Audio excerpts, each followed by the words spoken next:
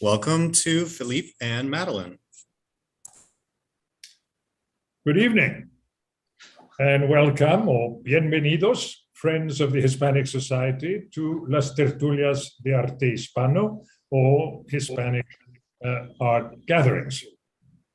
I would like to thank our members who have joined us monthly and also welcome those who have joined us more recently, our new friends watching their first Tertulia. We have these conversations on the first Tuesday of each month. It's at 6 p.m. Eastern Standard Time. I say this because our speaker is in London, not I, but Madeleine. And if you are not yet a member, please do consider joining by going to our website. It's hispanicsociety.org and search for membership under support.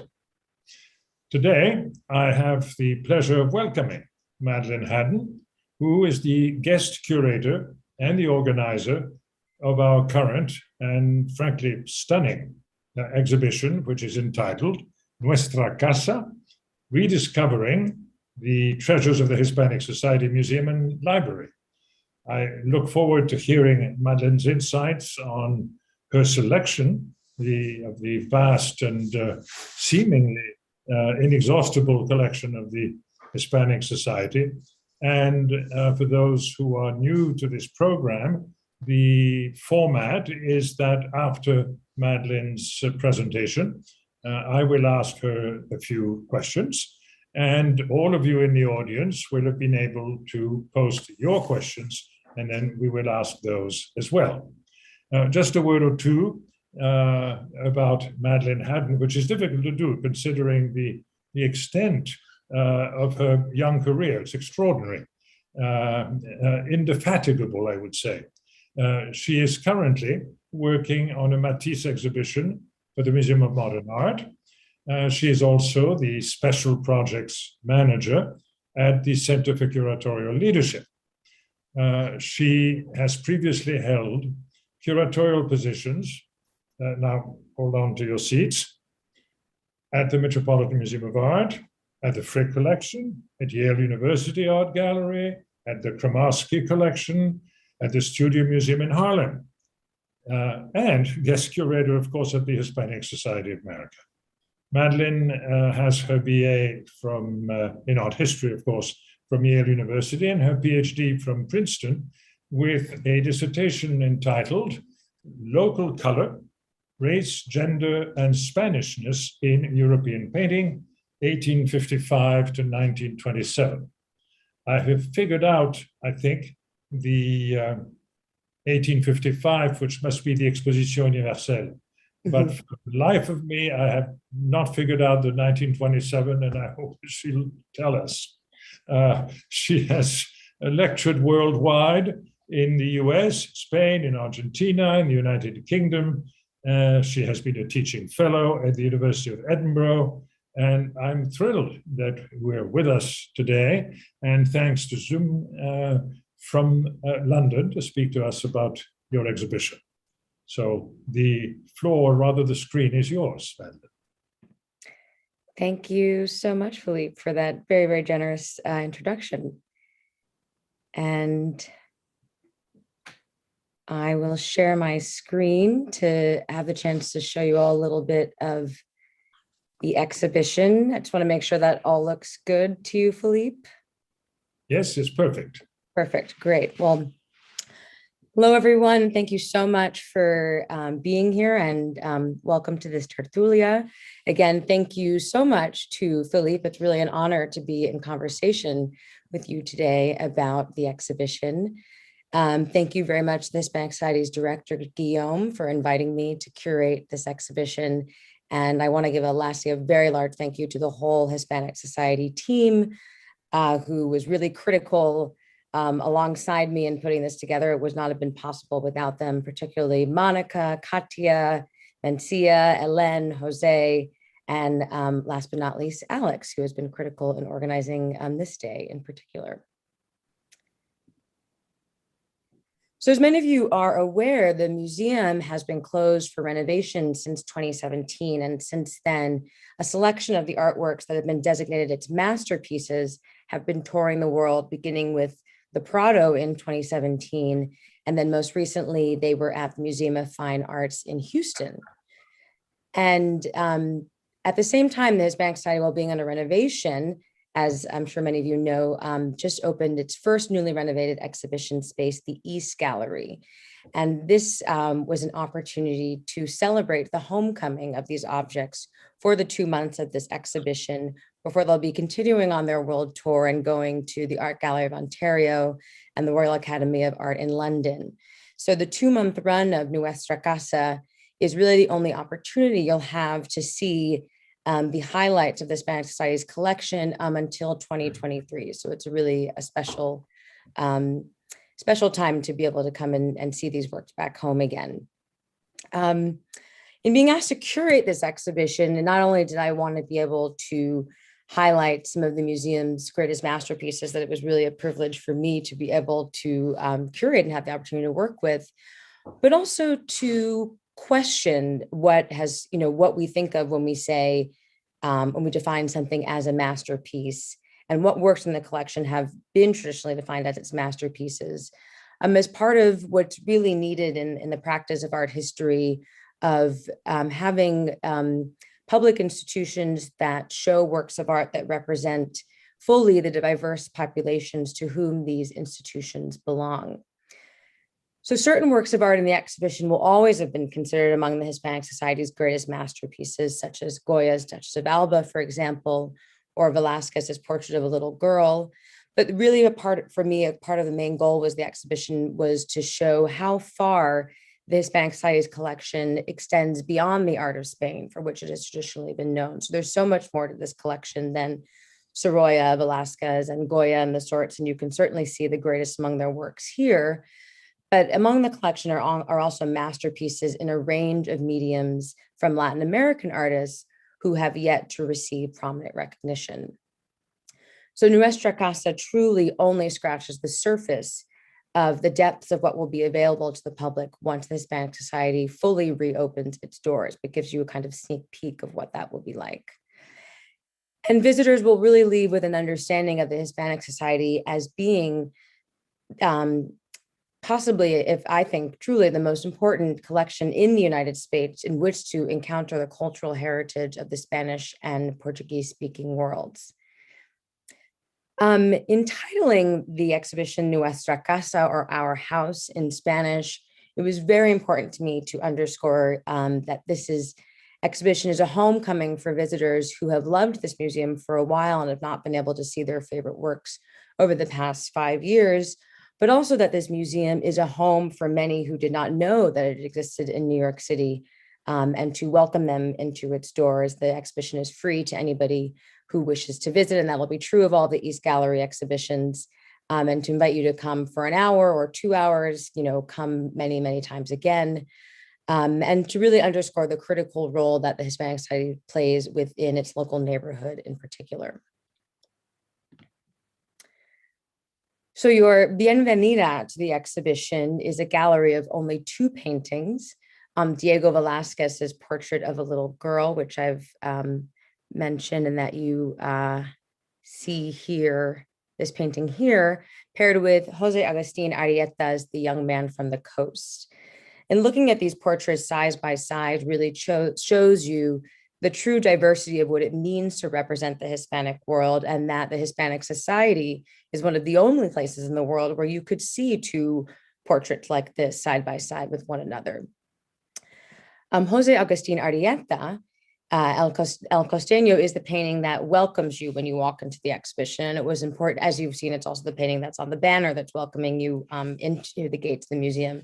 And it was important for me to have a work and have a person that you might not necessarily expect to see when you walk into the Hispanic Society be the first work of art that you're interacting with when coming to the exhibition. And Arrieta himself is probably not the artist that you expected to see when coming to the exhibition. He was a 19th century painter from Mexico who was very, very prominent within his own time. and one of the Latin American artists that I'm very excited for people to be introduced to by attending the exhibition. The portrait that we see here is of an elegantly dressed young man of Afro-Hispanic descent. He's really presented as a really monumental and noble protagonist. We know that he was most likely from Veracruz, which is a city on the coast of Mexico that's closest to the Caribbean. And this is a city which would have been the first port of entry for slaves who were being brought from the western coast of Africa into Mexico. And it's not very well known that as many slaves were brought to Mexico during the history of the slave trade as there were brought to the United States. And particularly in the 19th century, there was a very large Afro-Hispanic population within Mexico, and many Mexicans are descendants of the African Afro-Hispanic population today. And Africans and Afro-Hispanics are really are truly integrated into Mexican history. Two Afro-Hispanic generals led the Mexican War of Independence. The second president of Mexico was of Afro-Hispanic descent. And Arrieta's painting, like many of the works in the Hispanic Society, offer us an opportunity to recover that history. We unfortunately don't know who this young man was, and he's not someone that Arrieta named, but I really like to think of this portrait as truly a portrait. You can truly get the sense of this as being a person that Arrieta spent time with, and you could maybe even imagine the conversations that would have happened between artist and sitter. With Arrieta, we have Velázquez's portrait of a little girl, which is another portrait of an unknown sitter. But you can tell from this really intimate portrayal of a young woman believed to be the ages of between possibly 6 to 8 years old.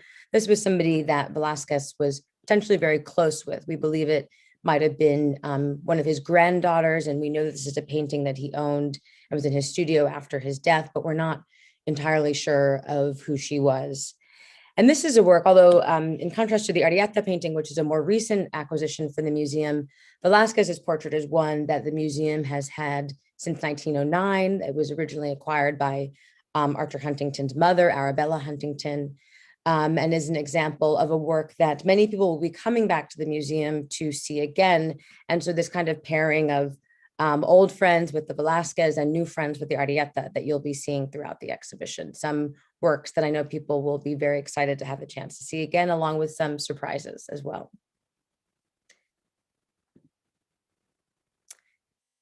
The first section of the exhibition focuses on artwork from Spain and really takes you through a dazzling tour through the history of Spanish art, as one can only do at the Hispanic Society.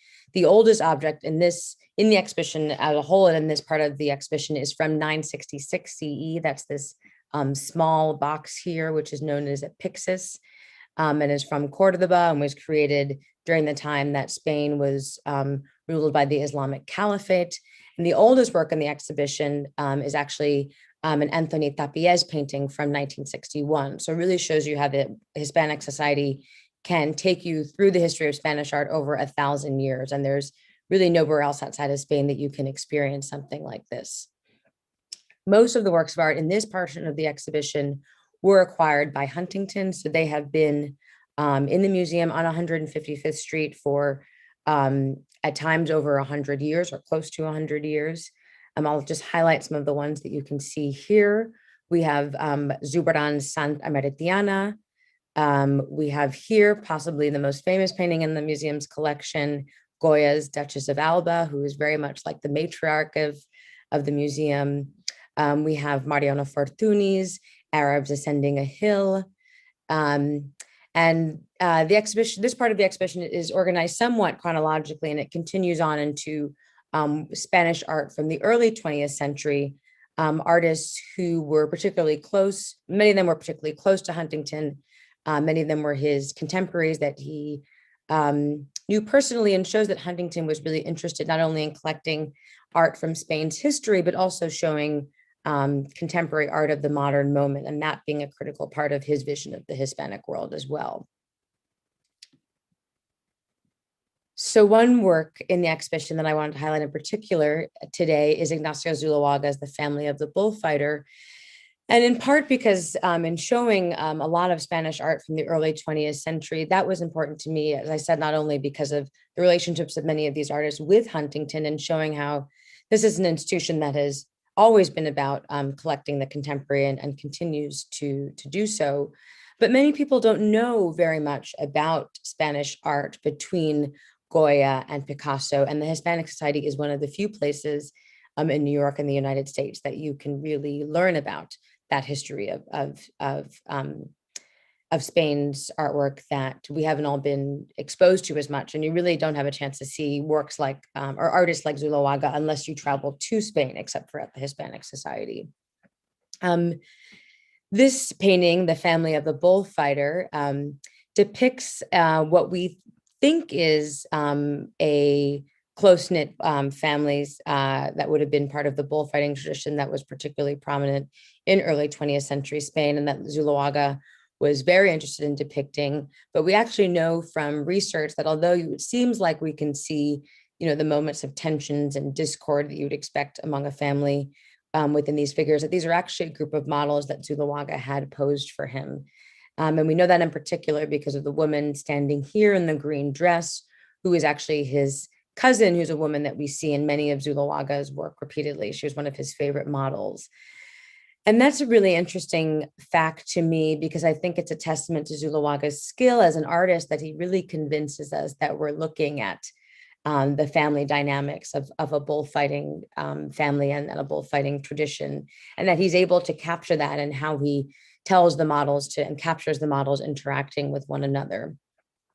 And the painting is really centered around the matriarch of the family, the mother of the bullfighter who we see here, who's looking at her son, who holds his son, her grandson, on his knee with the red cape draped over his shoulder. And she's looking at him kind of questioning if he's really going to be able to carry on the tradition of his family. And Zuloaga is an artist who is really interested in painting what was known as Black Spain or España Negra. So some of the more traditional aspects of Spanish society, such as bullfighting and flamenco dancing, but was also the aspects of Spanish culture that foreigners, particularly Huntington, Americans and French artists and collectors were really interested in consuming. So this is a Spain that simultaneously is stereotypes to a certain extent that foreigners wanted to see, but also Zuloaga's interest in really grasping the really glorious and beautiful traditions of his country. Two other works that I want to take the opportunity to highlight are these two paintings by Miguel Viladrich, who is another early 20th century Spanish painter. And he's an artist who is not very well known at all outside of Spain. The Hispanic Society has 34 works by him in the collection. And I really think this is one of the only places, again, in the United States where you can see works by Viladrich. And these two paintings represent a moment in the exhibition where we transition from artwork of Spain to the art of Latin America that I'll be showing you more in just a few more slides.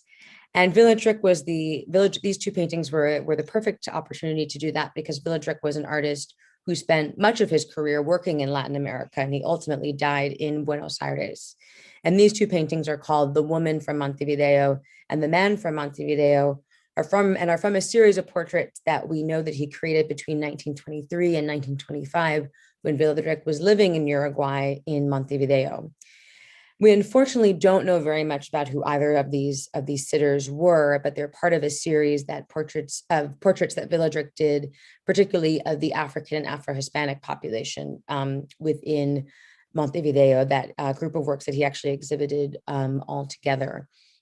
And these are two paintings, again, that I mentioned that were acquired by Huntington, but have not been on view in the museum for many decades. So it was really exciting for me to have an opportunity to pull them out from storage, and many people have considered them among their favorites in the exhibition. And they're important to me as well because they show how much there's still so much work to be done on this collection. I mean, I hope as a scholar to continue to work on Viladrich and to propose to current art historians and future art historians that these are two artists. I mean, these are two models who identities that I would love to be able to recover one day and to learn more about Villa-Dric's time in Montevideo, of which we know very, very little. And he's actually of a number of Spanish artists from the early 20th century who spent time in Latin America, who exhibited in Latin America. And a number of the artists, Spanish artists from the collection, there's a large number of their works are in Latin American collections as well today. So this is a view of the Latin American portion of the exhibition. And since the 1990s, the Hispanic Society has really made a concerted effort to expand the museum's Latin American collection and made some really impressive acquisitions of Latin American art that you'll see in this section that really provides a roadmap for the directions in which the museum's collection will continue to be growing and expanding in the next couple of decades.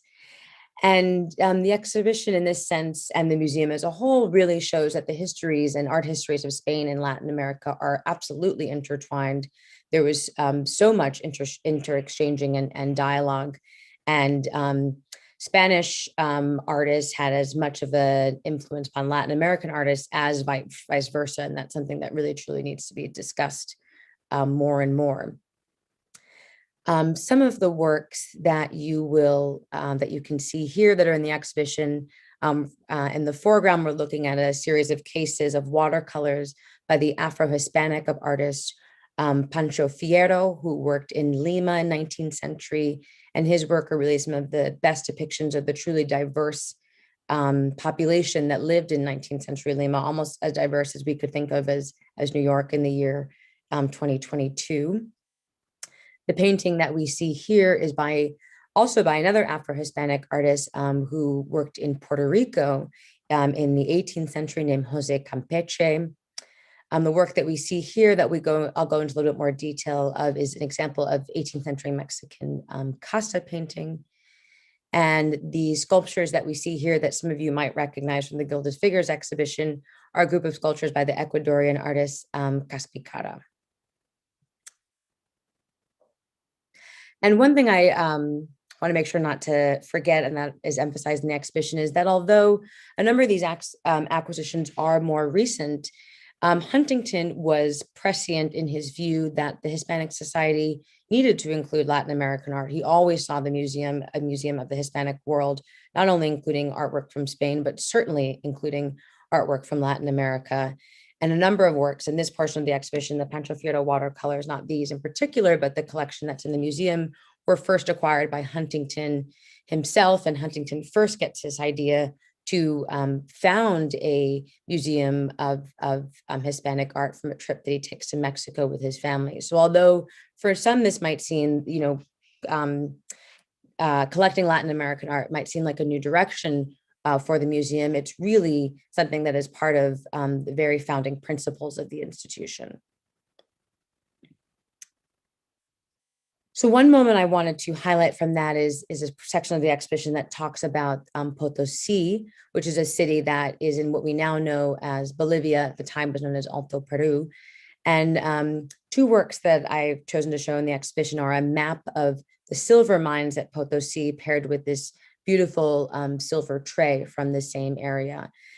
And this is a moment in the exhibition that shows something that I wanted to explore throughout, which is the dual nature of many of these objects. They're incredible works of art in their own right that revive a history for us that would be lost otherwise, but and are examples of really brilliant genius and artistry, but many of them have extremely violent histories that also need to be recovered and recognized, that were critical to the making of these objects and histories that have been ignored often in the past. So Potosí in particular is where the Spaniards discovered silver in Latin America and was a really world-changing economic event. Potosí, in the 16th century, Potosí in its moment became synonymous with unfathomable wealth, and the city was really the economic center of the Spanish Empire. But the mining of silver and the amassing of such wealth in Latin America that really circulated throughout the globe was only possible through the labor of the indigenous and African slaves who worked in the silver mines there. And it's estimated that 8 million slaves died during the years in which the mines were active. And even in the map that we see here, which is one of the earliest representations of Potosi, we can see in the foreground the laborers and the workers who made the riches of the Spanish Empire possible and made objects like this one that is a truly magnificent work of art, but would not have been possible without the many violent deaths of the slaves who worked there. And this tray in particular is one of the examples of the fine examples of Bolivian silver work from the first half of the 18th century, an example of a work of art that was sent back to Europe, of kind of the true kind of explosion of the arts that was able to happen from the wealth from Potosi, but also how the artwork that was created here was not only a reinterpretation of European models, but also a blending of European models with indigenous traditions. So we see both European and indigenous motifs and flora and fauna within the designs that are seen within the tray, and kind of the examples of this exchange that is happening between Spain and Latin America, particularly Spanish and indigenous cultures, and the kind of a new art form that is created out of the blending and intermixing of these aesthetics at this time. And just the last work that I wanted a chance to highlight, it was really hard to just do a small selection of the objects. Is this example of 18th century Casa painting by Juan Rodriguez Juarez. And Casa painting is a genre of painting that was particularly prominent in 18th century Mexico that classified the different racial mixtures that could be found in the New World. And these were large sets of paintings that were collected within Mexico, but also sent back to Europe to report back on the racial diversity that many couldn't believe existed within the New World. And there are hundreds of examples that still exist today, but it's not many of them are currently on view, and it's really an incredible chance to be able to see one of these. And it was very important to me to include one of these within the exhibition. And so Casa's paintings follow a really specific composition. They show a man and a woman. So here we have a man who is labeled as a mestizo, so meaning if he was of mixed race, who is married to a woman who is known as an India, so she was a woman of indigenous descent. And it labels specifically who was their offspring, what was the quote unquote race that you could expect from this particular interracial marriage. And then so this young boy is called a coyote, who we see and it always shows two sets of parents and a child. And this was a manner of really taxonomizing, classifying, and creating racial and social hierarchy within the New World that was particularly important to Spanish authority at the time. And there's a really complicated history to these works, but there's some of the best examples you'll see, particularly here, of the magnificence of their dress, how well dressed most of these figures were. There's some of the best examples of what 18th century Mexico people looked like, what they dressed like. And the dress of these two figures is almost even more important to identifying who they are than even their skin color, their skin tones, or their physical features. And so a work like this is a testament to, again, this real racial diversity that existed in Latin America, and how much that racial diversity was truly accepted. I mean, you couldn't imagine seeing a couple like this in the 18th century United States, for example. But this in Latin America was completely commonplace and completely well accepted. But again, works of art of this kind were used as a means of control and creating this sense of social hierarchy. And this work has been important to me in particular, in the sense of my own research, in that painting was a medium that was really unique in the sense that you couldn't capture something like this through words. You could only express, maintain this kind of control, present this kind of message, express what you were seeing all across the globe, what this new world was like, only through paint, only through color. It was really a unique vehicle of doing so. And painting and particularly painted colors role within the history of race, within the history of how we understand race, is something that has been very, very critical to my research in particular. So that is just a small selection of what we have in the exhibition, of what you can expect to see, of what you, if you have a chance to visit. And really just a very small sampling of the incredible works of art that are in the Hispanic Society's collection that I'm glad to have the opportunity to present to you all. So thank you very much. Well, Madeleine, it is we who should be thanking you for an absolutely wonderful tour and lucid explanation of what is a kind of a treasure house, and at the same time a voyage of discovery through the collections. I must say there are works I never knew existed or that we had, and also the totally fresh way in which you've approached it. I have a few questions before we open it up to everyone. I have several questions. The first is, I do want you to answer my question about your thesis about the Spanish art and the influence in Europe. I understand Théophile Gautier. I understand the starting date, which I think must be the Exposition Universelle. But on Earth, what happened in 1927? Why is that your cutoff point? So this will take us a little, this actually does relate to the exhibition, but it'll take us a little bit off course. There's an artist who's included in the exhibition, an early 20th century Spanish artist named Jose Gutierrez Solana, who was very important to my dissertation. And for me, and is included in the exhibition. I unfortunately didn't show his work that's included in the exhibition.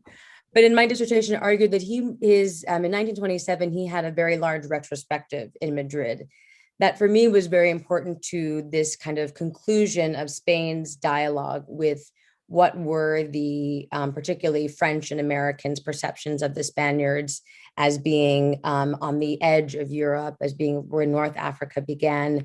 And Solana's retrospective was a moment in which Spanish artists of, there's something that Zuloaga is at the generation of, but Solana I really see as being the ending point of, in which Spanish artists were really taking back that depiction of their country for their own and saying, we recognize this, but that we are going to control this narrative, and we want to celebrate our really multicultural history, and we want to, recognize and share with the world its diversity, but we want to represent it in our own terms.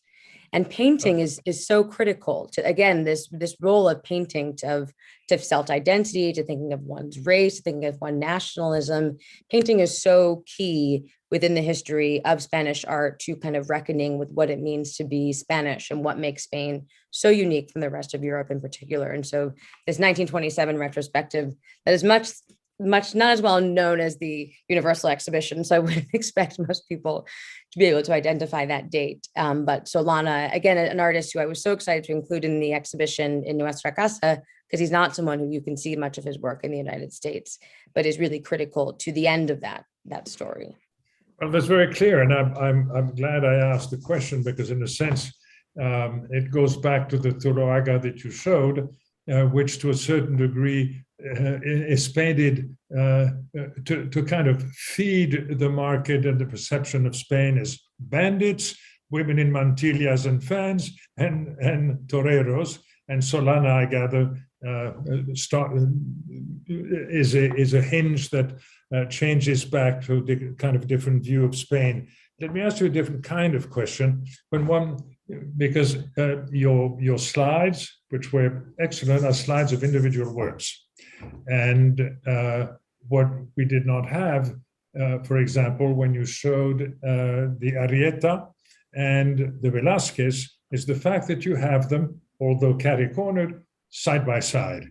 And it is, I must admit, rather startling. Were you hoping to surprise us or shock us by this relationship, this conversation? Certainly surprised, but maybe a little bit of shock, if I want to be completely honest. Surprise in that, as I mentioned before, most people would think you might lead the exhibition with the Velázquez and not the Arrieta. but that that there have been exhibitions before that have led with the Velázquez, and the Velázquez is certainly a work that many people are going to come to see and be excited to see again.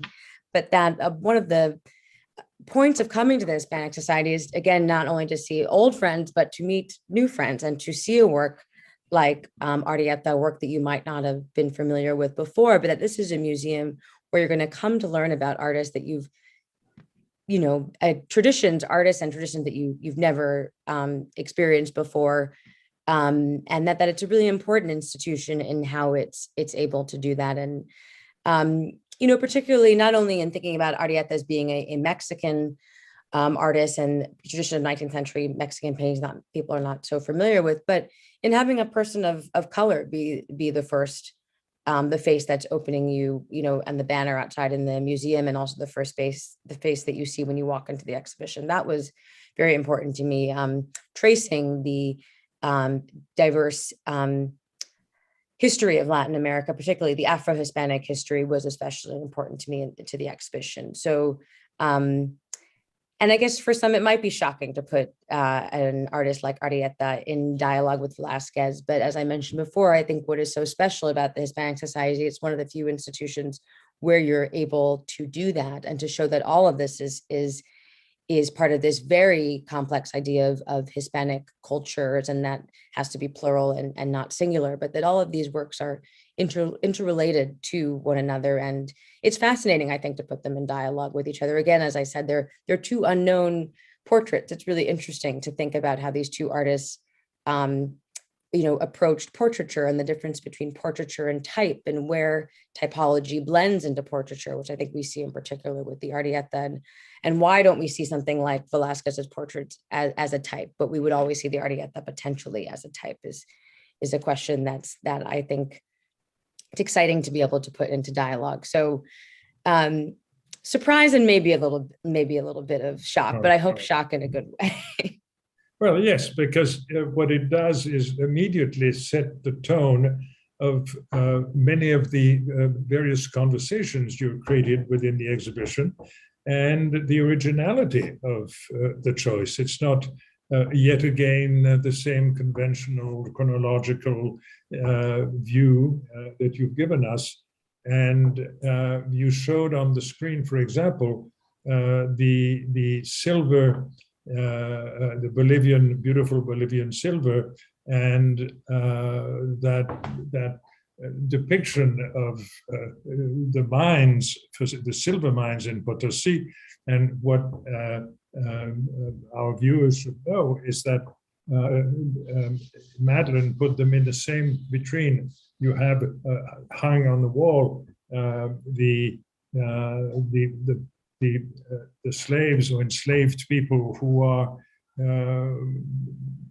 toiling and dying under the sun and the accidents in order to produce the silver, which is presented in the same vitrine as well. So that kind of this is a very, very enriching dialogue. You've got other object that you chose that I found absolutely astonishing. There's a door knocker with the head of an African man in the show. And but I want to pass to something slightly different in my next question, which is in the label for the Fortuny. You mentioned that his untimely death, early, died in his mid-30s, was a tragedy for European art. Expand on it. You think that Fortuny, had he gone on, would have what?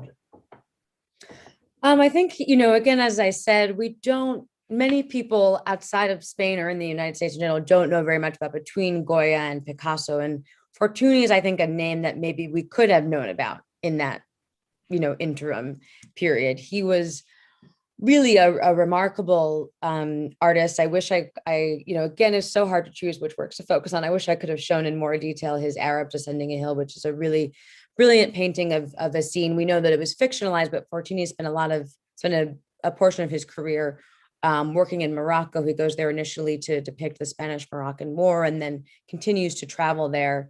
And is also So he's an artist who's interested in a relationship between Spain and Morocco in particular, but he's also an artist who spends a lot of time working in Italy, who spends time working in Paris, an example of a tradition of Spanish artists who would become truly international in their breadth in terms of their peers and their interactions.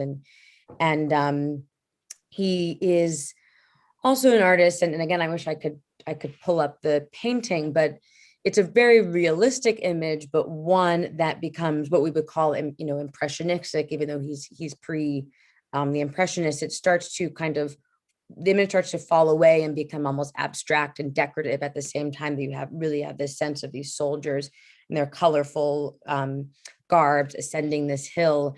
And so is really, very avant-garde in that sense, in the way that he's playing with the abstract and at the same time, something that is so figurative and detailed. He has incredible attention to miniature detail at the same time. Oh no, And yes. so he's just an artist that I think if he died very young, and if he'd lived longer, some people might be familiar with the Prado.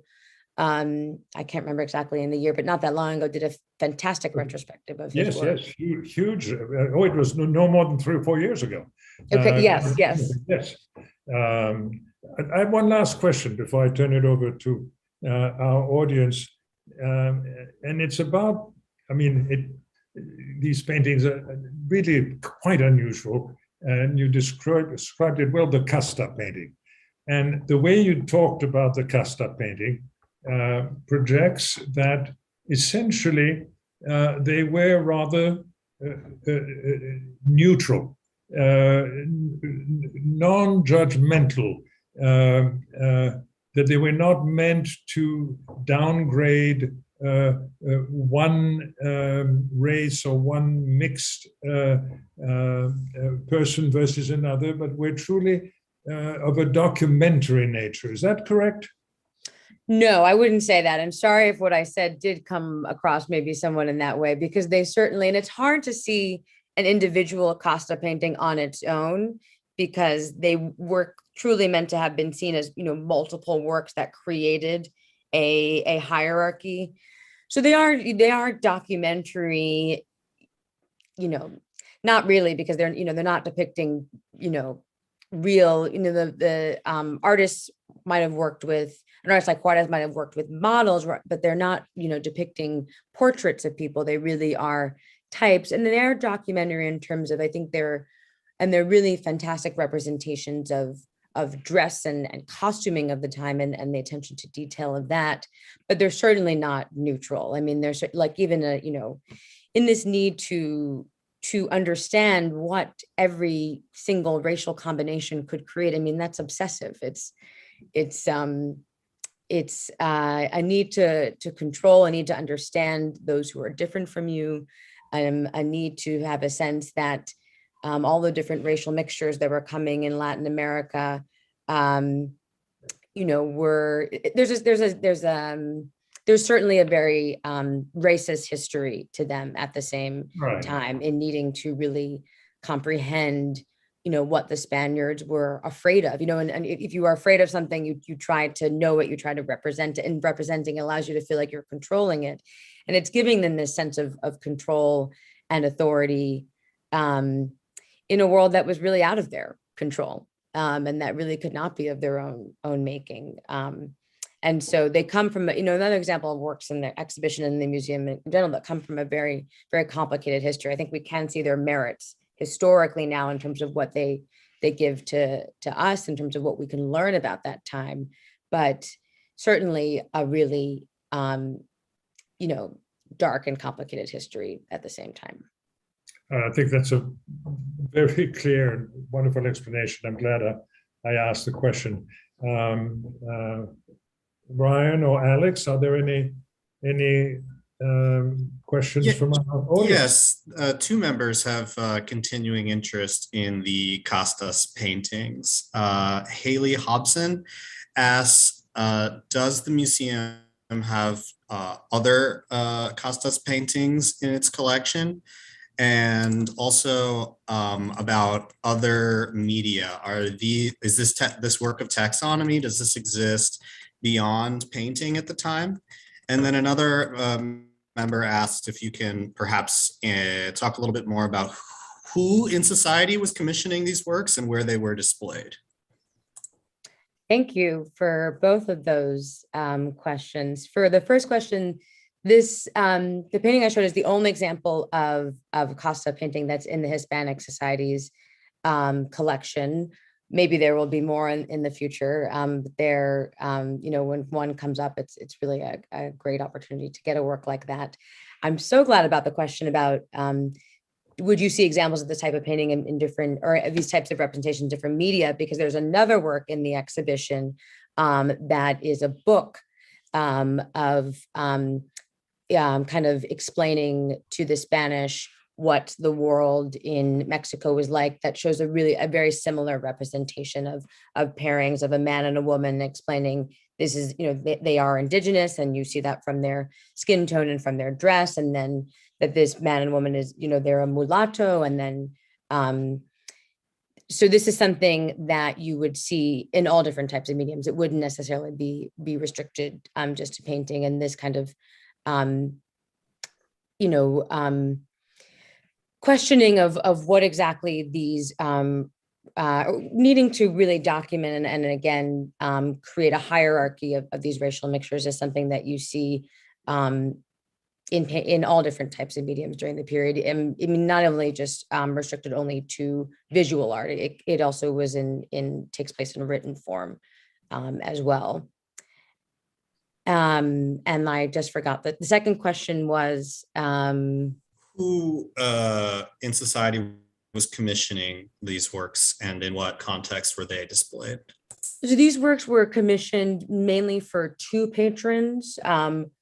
First were they were sent back to Spain and other parts of Europe for aristocrats and royals there who could afford them as a way of seeing what the New World was like, and of a way of kind of communicating information about the New World back to Spain. And as I mentioned before, really paint could only achieve at this time where we don't have photography. Obviously, painting is really key to this kind of conversation during the 18th century. And then they were also commissioned by Spaniards who lived in the New World and in Mexico. So what would have been known as Creoles, for example. So those of the aristocracy and wealthy families who were ruling in Mexico also commissioned these works as well.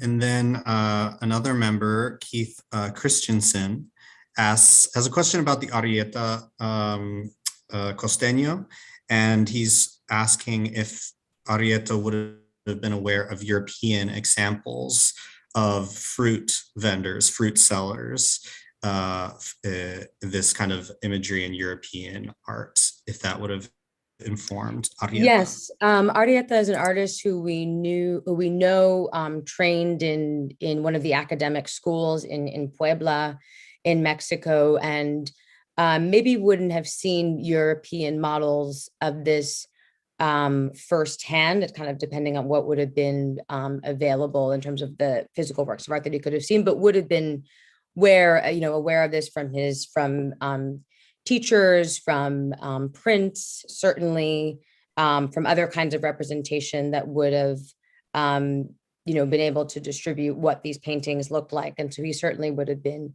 aware of this still life tradition within European art. The other Mexican artists of the time in general would have been aware of that as well. And he's known actually in particular for his still life paintings, and was really known for his portraiture as well, but was really an artist who was really skilled in kind of capturing the beautiful different types of Mexican cuisine that existed, and indigenous fruits. And that is really a kind of signature aspect of his work.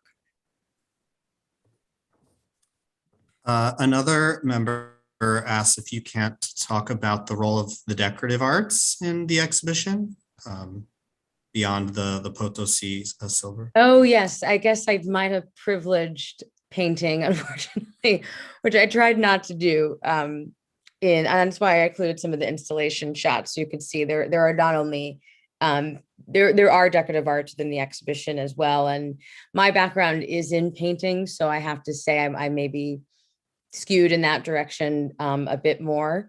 But there are a number of works of decorative art in the exhibition. You had a chance. Philippe mentioned, for example, there's a Spanish door knocker from Huntington's very large collection of ironworks is in the museum's collection. There is a beautiful glass desk set from Segovia. That's really one of, it looks like something that could have been made in the 20th century. It's really one of the most rare objects in the museum's collection. I showed for a small second, the small Pyxis, a box from 10th century Spain. There's a tile of the Star of David that is from a synagogue in Toledo. There's a 19th century shawl from Mexico in the exhibition. And I showed for a minute, well, I guess I wouldn't really consider that to be decorative arts, but the sculptures, the Caspicara sculptures that were in gilded figures that are also in the exhibition. So I really wanted to emphasize the true range of mediums that are in the museum's collection. And there's certainly a really strong collection of decorative arts in particular. And perhaps just one more question. You've talked about the kind of juxtaposition between Arieta and the little girl, the Costeño and the little girl. Are there any other moments in the exhibition where distinct artists are meant to be considered in relation to each other? That's the only moment, there was I wanted the exhibition to, in highlighting, again, the very large Latin American collection that's in the museum that many people didn't know about. I did divide the exhibition into works of art from Spain and works of art from Latin America. And so that's the only moment where you really see a mixture between the two side by side. And it'd be fascinating, I think, one day maybe to use the same objects all over and do the exhibition all over again and intersperse them more as I do in the first gallery. But I thought that would be kind of difficult to follow for visitors who weren't familiar with these works originally.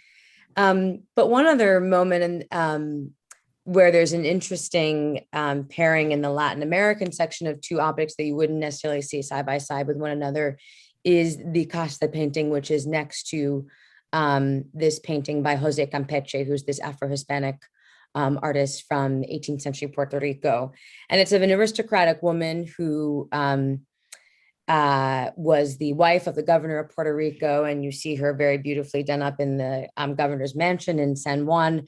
But she's an example of a type of woman, of a Creole woman who would have owned a set of Casa paintings, let's say, for, potentially, even though it's not really a tradition that we know as much as being in Puerto Rico. But it was interesting to me to see those two types of works in dialogue, again, to see this dialogue between portraiture and type that you get to see with the Campeche side by side with the Rodriguez Juarez. And so that's one other moment where you see kind of, I think, an unconventional pairing that is another example of really only getting to see works of these kinds in dialogue with one another at a place like the Hispanic Society.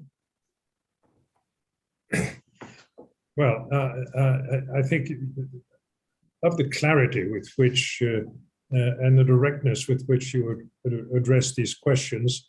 And I do hope in your research you work a little on Villarich, if that's exactly his name, and those two really extraordinary portraits of a man and a woman who presumably are not related. It doesn't seem to be a couple. I am particularly taken by the man and his extremely strong features, and also what I suspect goes beyond simply the depiction of things seen, when his hand, very dark, very black, is painted right in front of that snow white dog And I think that that contrast is astonishing and probably tells more than simply a normal depiction. But I hope you work on this artist. Many of the other works in the collection by him I've seen, and they are really extraordinary. He needs to be rediscovered, and that's in a sense the richness and the wonder of the exhibition you've put together is a rediscovery and a new regard, a new look, a new gaze, I guess, on the Hispanic society.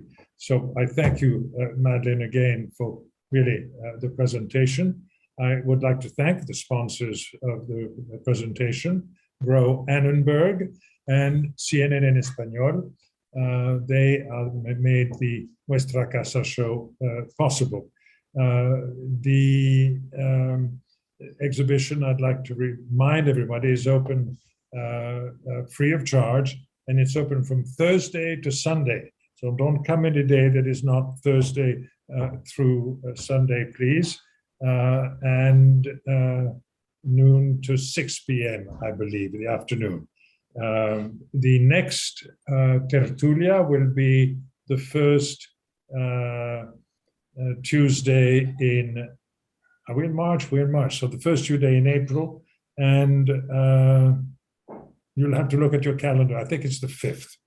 But do visit our website for further details. And if you like this Tertulia, it's going to be on YouTube. By all means, send the link to your friends so they can watch it, because you can watch it now as a record on YouTube. So thank you all for joining us. Thank you, Madeleine, again. And until next month, we bid you goodbye. Thank you. Thank you, Philippe, for being in dialogue with me. This was fantastic. And thank you, everyone, for tuning in. Pleasure.